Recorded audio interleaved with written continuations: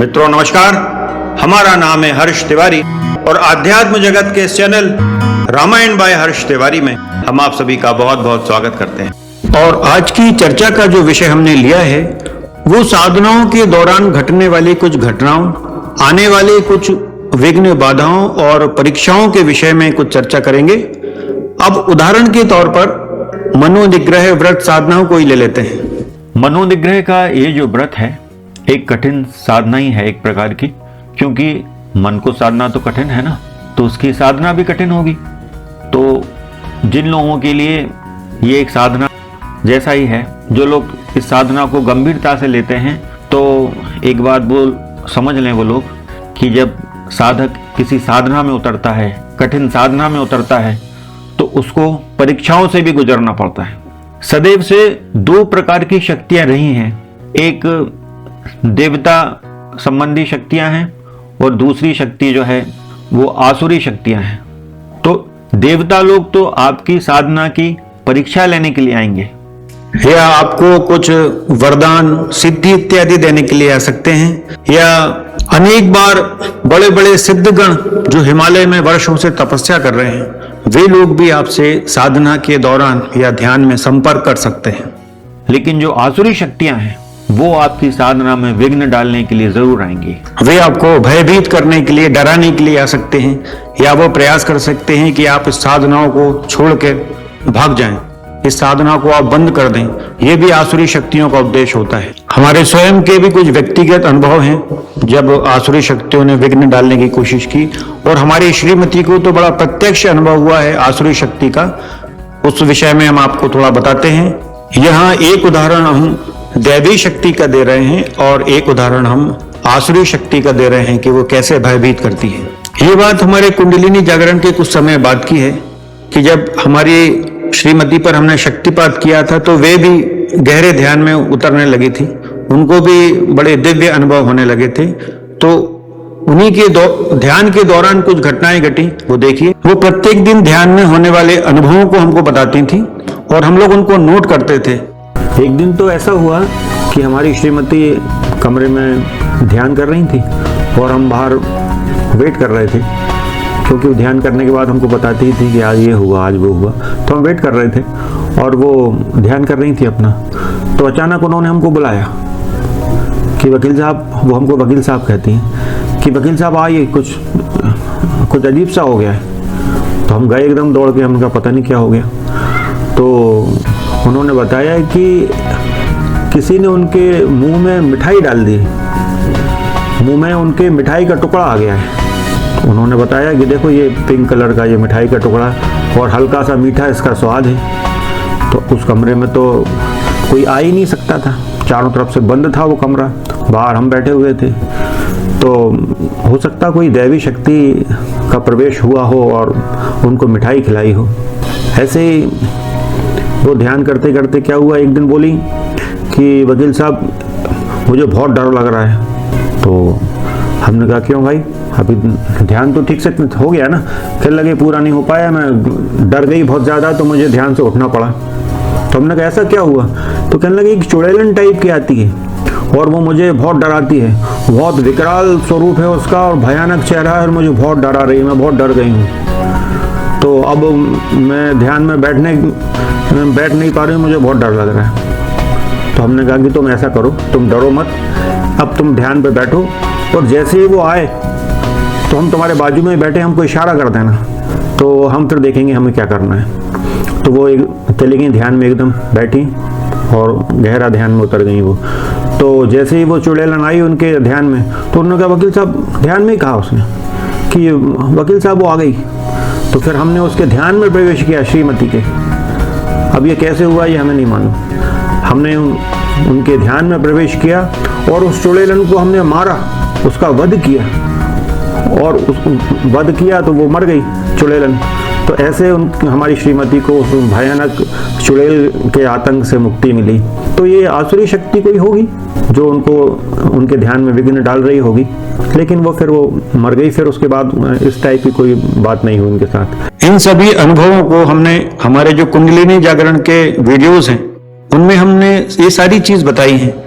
लेकिन ऐसा कब होगा जब यदि आप गंभीर साधक हैं तो, यदि आपने इस साधना को गंभीरता से लिया है तो, और हमारे नेत्र जो हैं इन दैवी शक्तियों को, आसुरी हो या दैवी शक्तियां हों, इन दोनों को देखने में हमारे नेत्र समर्थ नहीं है, तो फिर ये शक्तियां क्या करेंगी? ये प्रत्यक्ष रूप से हमारे समक्ष ना आकर ये स्वप्न के माध्यम से हमारी परीक्षा लेने आएंगी, या यदि आसुरी शक्तियां हैं तो वो विघ्न डालने के लिए भी स्वप्न की अवस्था में आएंगी। यह अत्यधिक अवश्यंभावी है कि आपको परीक्षाओं से गुजरना पड़ेगा। अब हर व्यक्ति की परीक्षा अलग हो सकती है।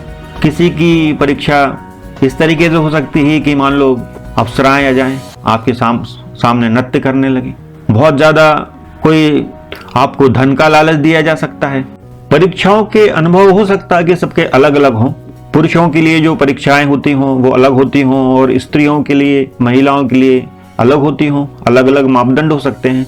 हमको तो केवल पुरुषों के लिए जो परीक्षाएं हो सकती हैं उसी का हमको ज्ञान है, उसी के विषय में चर्चा कर सकते हैं कि हो सकता है कि आपके समक्ष कुछ अलौकिक स्त्रियां नृत्य करने लगें, आपको लुभाने का प्रयास करने लगें, आपके व्रत को तोड़ने का प्रयास करने लगें। तो ऐसी स्थिति में आपको अपना व्रत भंग नहीं होने देना है। मनोनिग्रह का आपको अपनी पूरी ताकत लगा देना है।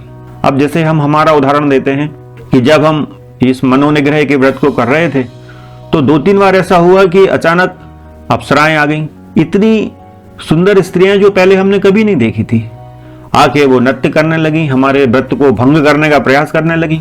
अपने नृत्य से, अपने अलग अलग भिन्न भिन्न शारीरिक संचालन से वो हमको, हमारे मन को लुभाने का प्रयास करने लगी और हमारे व्रत को भंग करने का प्रयास करने लगी।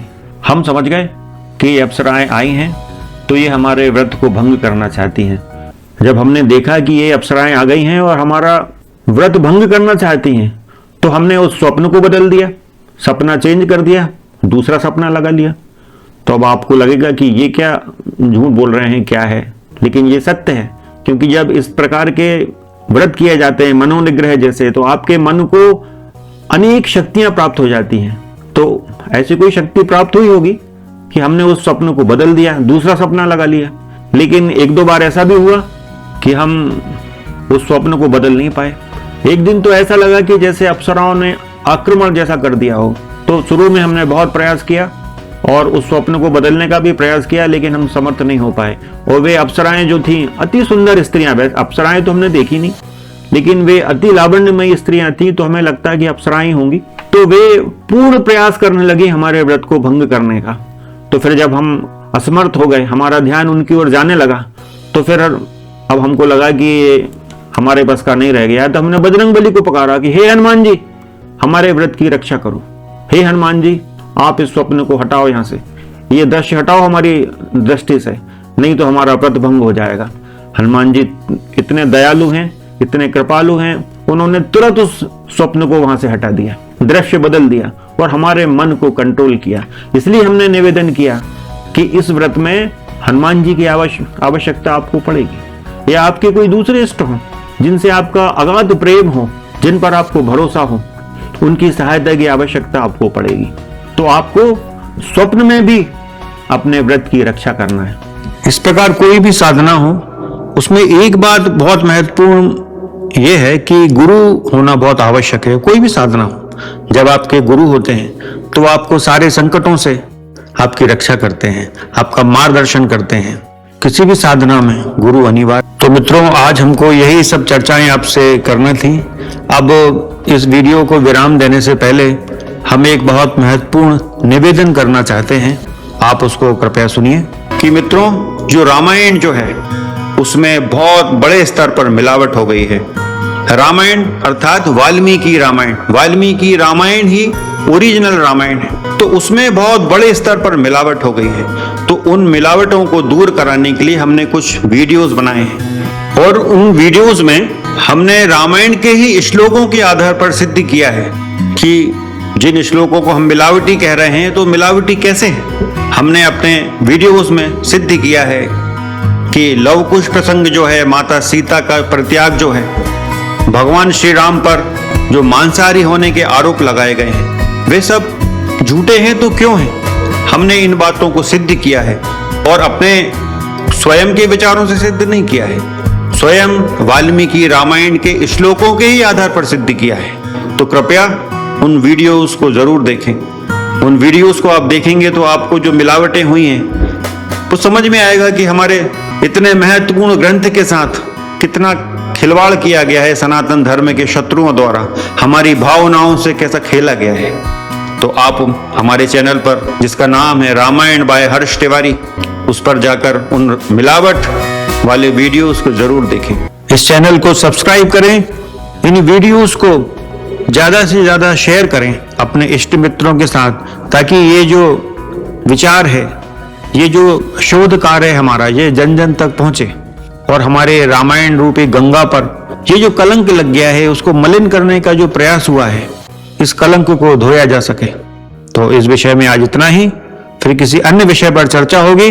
तब तक के लिए अनुमति दें। जय सिया राम, जय जय श्री सीताराम। राम राम राम राम राम राम राम सीता राम सीता